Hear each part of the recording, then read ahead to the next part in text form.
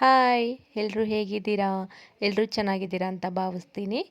Welcome to my YouTube channel Ramya Siddu logs. ಇವತ್ತಿನ log ಏನಪ್ಪ ಅಂತ ಅಂದರೆ, ನಮ್ಮ ಚಿಕ್ಕಪ್ಪನ ಮಗಂದು 2ನೇ ಪಾಪುದು ಫಂಕ್ಷನ್ ಇತ್ತು. ಅಮ್ಮ ಪಾಪು ಆಲ್ರೆಡಿ ಊರಿಗೆ ಹೋಗಿದ್ರು. ನಮ್ಮ ಡ್ಯೂಟಿ ಇರೋದ್ರಿಂದ ಡ್ಯೂಟಿ ಮುಗಿಸ್ಕೊಂಡು ನೈಟ್ ಹೊರಟ್ವಿ. ನಮ್ಮ ಅಜ್ಜಿ ಊರು ಕೊಳಾಳು ಅಂತ, ಭರಮಸರದ ಹತ್ರ, ದಾವಣಗೆರೆಯಿಂದ 33 ಕಿಲೋಮೀಟರ್ ದೂರ ಆಗುತ್ತೆ. ಒಂದು ಹಾಫ್ ಆನ್ ಅವರ್ ಜರ್ನಿ. ಬೈಕಲ್ಲೇ ಬಂದ್ವಿ. ಅಂತೂ ಇಂತೂ ಊರು ತಲುಪಿದ್ವಿ. ನಮ್ಮನ್ನು ವೆಲ್ಕಮ್ ಮಾಡೋಕ್ಕೆ ನಮ್ಮ ಎಷ್ಟು ಕಾಯ್ತಾ ಇದ್ದಾರೆ, ಬರ್ರಿ. ನಾವು ಮನೆಗೆ ಹೋದಾಗ ಅವರು ಶಾಪಿಂಗ್ ಎಲ್ಲ ಮುಗಿಸ್ಕೊಂಡು ಬಂದು ಪಾನಿಪುರಿ ತೊಗೊಂಬಂದಿದ್ರು. ಪಾನಿಪುರಿ ಪಾರ್ಟಿ ಮಾಡ್ತಾ ಇದ್ದಾರೆ.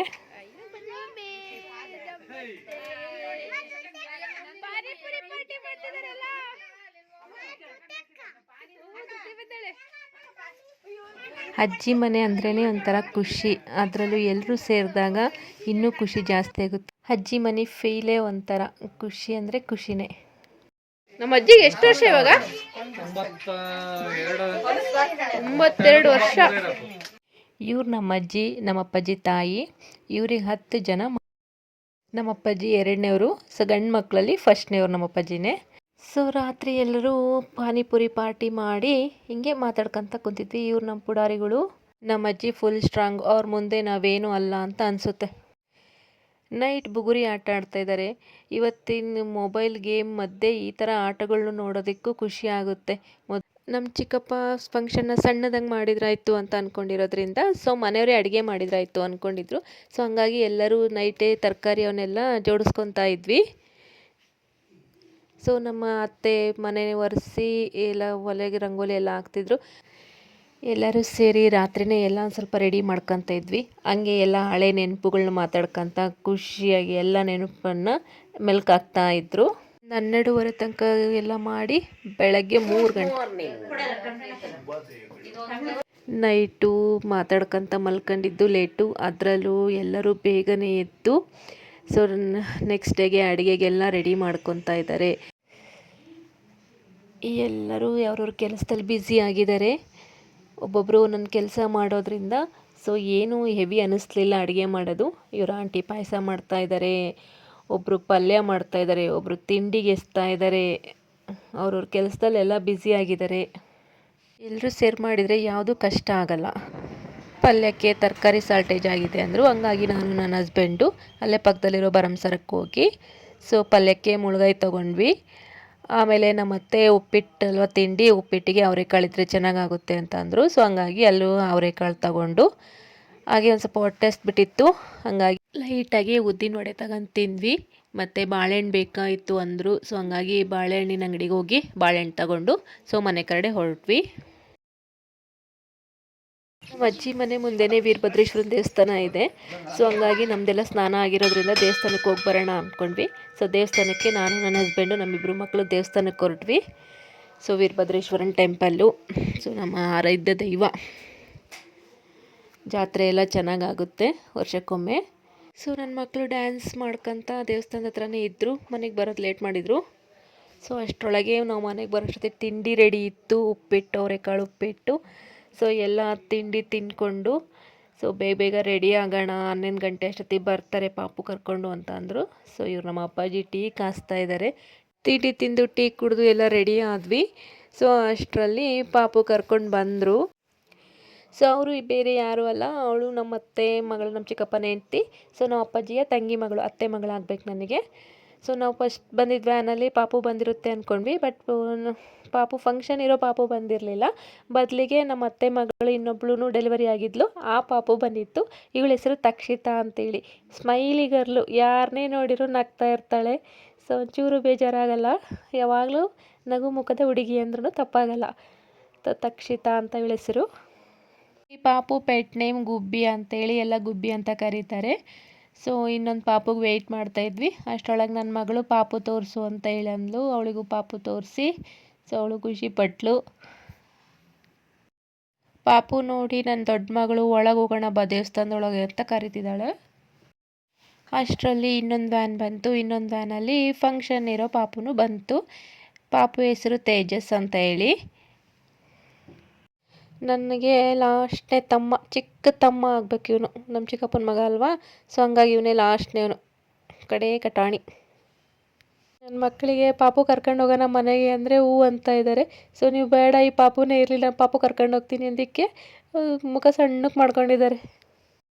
ಇಲ್ಲಿ ಬರ್ತಾ ಇರೋದೆ ಪಾಪು ತಾಯಿ, ನಮ್ಮ ಚಿಕ್ಕಪ್ಪನ ಹೆಂಡ್ತಿ.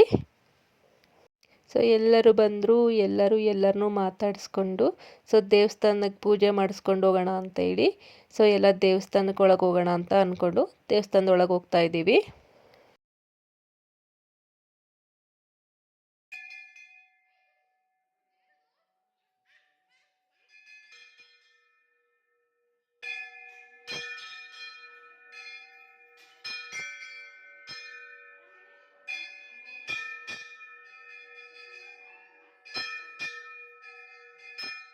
ಪಾಪು ಸುಮ್ಮನೆ ಇದ್ದ, ಯಾರು ಎತ್ಕೊಂಡ್ರು ಅಳ್ತಿರ್ಲಿಲ್ಲ, ಸುಮ್ಮನೆ ಇದ್ದ.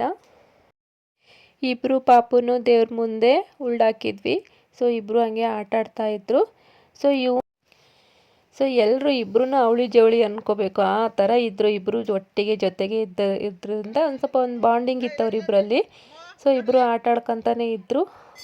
ಸೊ ನನ್ನ ತಮ್ಮ ಪೂಜೆ ಮಾಡಿ ಎಲ್ರಿಗೂ ಮಂಗಳಾರತಿ ಕೊಟ್ಟ.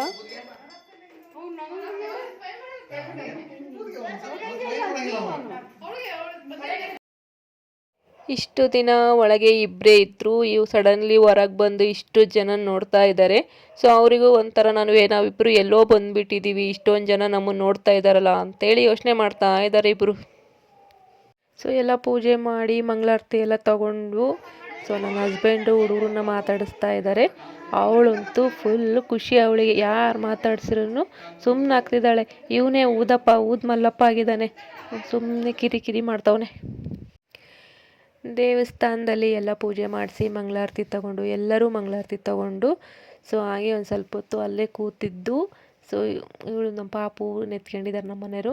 ಸೊ ಅವಳು ತಿರುಗಂಗಿಲ್ಲ, ನಾವು ಬಿಡೋಂಗಿಲ್ಲ. ಎಲ್ಲ ಮುಗಿಸ್ಕೊಂಡು ಸೊ ಮನೆಗೆ ಹೋಗೋಣ ಅಂತೇಳಿ ದೇವಸ್ಥಾನದಿಂದ ಹೊರಗೆ ಬರ್ತಾ ಇದ್ದೀವಿ.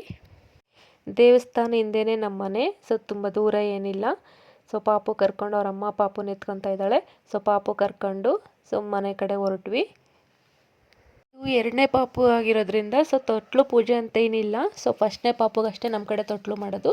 ಸೊ ತುಂಬ ಗ್ಯಾಪ್ ಆದಮೇಲೆ, ದೊಡ್ಡವನಿಗೆ 10 ವರ್ಷ ಆದಮೇಲೆ ಎರಡನೇ ಪಾಪು ಆಗಿರೋದ್ರಿಂದ ಸೊ ಎಲ್ಲರನ್ನೂ ಕರೆದು ಒಂದು ಸಣ್ಣ ಫಂಕ್ಷನ್ ಮಾಡಬೇಕು ಅಂತ ನಮ್ಮ ಚಿಕ್ಕಪ್ಪ ಅಂದ್ಕೊಂಡಿರೋದ್ರಿಂದ ಸೊ ಎಲ್ಲರನ್ನೂ ಕರೆದು ಫಂಕ್ಷನ್ ಮಾಡ್ತಾ ಇದ್ದಾರೆ. ಒಂದು ಸೈಡಿಂದ ನಮ್ಮ ಪಾಪುಗೆ ಅಕ್ಕ ಆದರೆ ಇನ್ನೊಂದು ಸೈಡ್ ನಮ್ಮ ಮನೆಯವ್ರ ಕಡೆಯಿಂದ ನನ್ನ ಪಾಪುಗೆ ಅತ್ತೆ ಆಗಬೇಕು. ಸೊ ಹಂಗಾಗಿ ನಾವೇ ಪಾಪುಗೆ ಓಕ್ಳಿ ಮಾಡಿ ದೃಷ್ಟಿ ತೆಗೆದ್ವಿ. ಅವ್ರ ಅಮ್ಮಂಗೂ ಮತ್ತು ಪಾಪುಗೆ ಇಬ್ಬರಿಗೂ ಸೇರಿ, ನಾನು ನಮ್ಮ ತಂಗಿ ಇಬ್ಬರು. ಸೊ ಇಬ್ಬರು ಪಾಪುಗೂ ಓಕ್ಳಿ ಮಾಡಿದ್ವಿ. ನನಗೆ ಅತ್ತೆ ಮಗಳಾದರೆ ನಮ್ಮ ಮನೆಯವರಿಗೆ ಚಿಕ್ಕಮ್ಮನ ಮಗಳು ಇವಳು. ಸೊ ಅತ್ತೆ ಮಗಳನ್ನೇ ಚಿಕ್ಕಪ್ಪಗೆ ತಂದ್ಕೊಂಡಿರೋದು ನಾವು. ಪಾಪು ದೃಷ್ಟಿ ತೆಗೆದು ಪಾಪುನ ಒಳಗೆ ಕರ್ಕೊಂಡ್ವಿ. ಸೊ ಎಲ್ಲ ಒಳಗೆ ಬರ್ತಾ ಇದ್ದಾರೆ. ಇದು ನಮ್ಮ ಮನೆ, ನಮ್ಮ ಅಜ್ಜಿ ಮನೆ. ಸೊ ಎಲ್ಲ ಡಿವೈಡ್ ಆಗಿದ್ದಾರೆ. ಸೊ ಆದರೂ ಏನಾರು ಫಂಕ್ಷನ್ ಇದ್ದಾಗ ಎಲ್ಲರ ಜೊತೆ ಕೂಡಿನೇ ಫಂಕ್ಷನ್ ಎಲ್ಲ ಮಾಡ್ತಾರೆ. ನಮ್ಮ ಅಜ್ಜಿ ಆಸೆ, ನಮ್ಮ ಅಜ್ಜಿ ಇರೋ ತನಕನೂ ಎಲ್ಲರೂ ಜೊತೆ ಕೂಡಿ ಹಬ್ಬ ಎಲ್ಲ ಮಾಡಬೇಕು ಅನ್ನೋದು ನಮ್ಮ ಅಜ್ಜಿ ಆಸೆ. ಸೊ ಹಂಗಾಗಿ ಪ್ರತಿ ಹಬ್ಬಕ್ಕೂ ಕರೆದಾಗೆಲ್ಲನೂ ಮಿಸ್ ಮಾಡ್ದೇನೆ ಸೊ ಒಂದು ಸ್ವಲ್ಪ ಹೊತ್ತಿದ್ರೂ ಸರಿನೇ ಬಂದು ಹೋಗ್ತೀವಿ. ಇವ್ರು ನಮ್ಮ ಅಜ್ಜ ದೊಡ್ಡ ಬಸವರಾಜ ಐನೋರು ಅಂತಿವ್ರ ಹೆಸರು. ಫಂಕ್ಷನಿಗೆ ಎಲ್ಲರೂ ನೆಂಟರಿಷ್ಟರೆಲ್ಲರೂ ಬಂದಿದ್ದಾರೆ. ಸೊ ಇವರೇ ನಮ್ಮ ಚಿಕ್ಕಪ್ಪ, ಪಾಪು ಅವ್ರ ತಂದೆ. ನಾವು ಒಂದು ಫಂಕ್ಷನಲ್ಲಿ ನಮ್ಮ ಅಜ್ಜಿಗೆ 10 ಜನ ಮಕ್ಕಳು ಎಲ್ಲ ಅವ್ರ ಕುಟುಂಬವರು ಎಲ್ಲರೂ ಸೇರಿದ್ರೆ, ಅಂದರೆ ಸೊಸೆರು, ಅಳಿಯಂದರು, ಮಕ್ಕಳು, ಮರಿ ಮೊಮ್ಮಕ್ಕಳು ಎಲ್ಲರೂ ಸೇರಿದ್ವಿ ಅಂದರೆ ಸೊ ಟೋಟಲ್ ಒಂದು 66 ಜನ ಆಗ್ತೀವಿ. ಸೊ ನಮ್ಮ ಅಜ್ಜ ಅಜ್ಜಿ ಕುಟುಂಬ ಮೆಂಬರ್ಸು ಟೋಟಲ್ ನಾವು 66 ಜನ ಇದ್ದೀವಿ. ನಮ್ಮದು ದೊಡ್ಡ ಕುಟುಂಬ, ಒತ್ತಿಗೆರೆ ಮಠದ ಕುಟುಂಬ ಅಂತಲೇ ಹೇಳ್ತಾರೆ. ಸೊ ಒತ್ತಿಗೆರೆ ಮಠದ ವಂಶಸ್ಥರು ಅಂತಲೇ ಕರೆಯೋದು ಊರಲ್ಲೆಲ್ಲ. ಹಾಗೆ ನಡೀತಾ ಇತ್ತು. ಮಧ್ಯಾಹ್ನದ ಊಟಕ್ಕೆಲ್ಲ ರೆಡಿ ಮಾಡ್ತಾಯಿದ್ದಾರೆ. ನಮ್ಮಮ್ಮ ಕೋಸಂಬರಿಗೆ ರೆಡಿ ಮಾಡ್ತಾಯಿದ್ದಾರೆ. ಸೊ ಮಧ್ಯಾಹ್ನದ ಊಟಕ್ಕೂ ಟೈಮ್ ಆಗಿತ್ತು ಆಲ್ರೆಡಿ. ಸೊ ಇವರು ನಮ್ಮ ಮಾವ ಮೆಣಸಿನ್ಕಾಯಿ ಮಾಡ್ತಾಯಿದ್ದಾರೆ. ಊಟಕ್ಕೆಲ್ಲ ರೆಡಿ ಇತ್ತು. ಸೊ ಮೊದಲನೇ ಪಂಕ್ತಿನೇ ಮನೆಯೊಳಗೆ ಊಟಕ್ಕೆ ನೀಡಿದ್ರು. ಸೊ ನೆಕ್ಸ್ಟು ಊಟ ಮಾಡೋರಿಗೆ, ಊಟಕ್ಕೆ ನೀಡೋರಿಗೆ ಸ್ವಲ್ಪ ಕಷ್ಟ ಆಗ್ತಿತ್ತು, ಓಡಾಡೋದೆಲ್ಲ ಮಾಡ್ತಾ ಇರೋದ್ರಿಂದ. ಸೊ ನೆಕ್ಸ್ಟ್ ಪಂಕ್ತಿನ ಸೊ ಇಲ್ಲೇ ಎದುರುಗಡೆ ಇದ್ದ ದೇವಸ್ಥಾನದ ಪಕ್ಕ ಒಂದು ಪೌಳಿ ಇತ್ತು. ಸೊ ಅಲ್ಲಿ ಊಟದ ಕಂಟಿನ್ಯೂ ಮಾಡಿದ್ವಿ. ಸೊ ಪಾಪುಗೆ ಬಟ್ಟೆ ಎಲ್ಲ ಕೊಡೋರು ಕೊಡ್ತಾಯಿದ್ರು. ಸೊ ಪಾಪು ಮಲ್ಕೊಂಡಿದ್ರು ಇಬ್ಬರು. ಸೊ ಹಂಗಾಗಿ ಅವ್ರ ತಾಯಿನೇ ಕೂರಿಸಿ ಪಾಪು ಬಟ್ಟೆ ಕೊಟ್ಟು ಸೊ ಹಂಗೆ ಒಂದು ಗ್ರೂಪ್ ಫೋಟೋ ತೆಗೆಸ್ಕೊಂಡ್ವಿ. ಸೊ ನೆಕ್ಸ್ಟ್ ಊಟ ಕಂಟಿನ್ಯೂ ಪೌಳಿಲೇ ನಡೀತು ಅಂತ ಹೇಳಿದ್ನಲ್ಲ. ಸೊ ನೆಕ್ಸ್ಟ್ ಊಟ ಇಲ್ಲಿ ಮಾಡಿದ್ವಿ ನಾವೆಲ್ಲ. ಸೊ ಮನೇಲಿ ಸ್ಪೇಸ್ ಕಡಿಮೆ ಇತ್ತು, ಇಲ್ಲಿ ಹಾಲ್ ದೊಡ್ಡದಾಗಿರೋದ್ರಿಂದ ಸಮಾಧಾನವಾಗಿ ಎಲ್ಲ ಊಟ ಮಾಡಿದ್ವಿ. ಸೊ ನಮ್ಮ ಅಜ್ಜಿಯ ಪಾಪುಗಳ್ನಿಬ್ರು ಎತ್ಕೊಂಡು ಆಟ ಆಡಿಸಿ ಸೊ ಖುಷಿಯಾಗಿದ್ರು ಎಲ್ಲರೂ. ಕೊನೆಗೆ ಗ್ರೂಪ್ ಫೋಟೋ ತೆಗೆಸ್ಕೊಂಡ್ವಿ ಸೊ ಅಜ್ಜಿ ಜೊತೆಗೆ.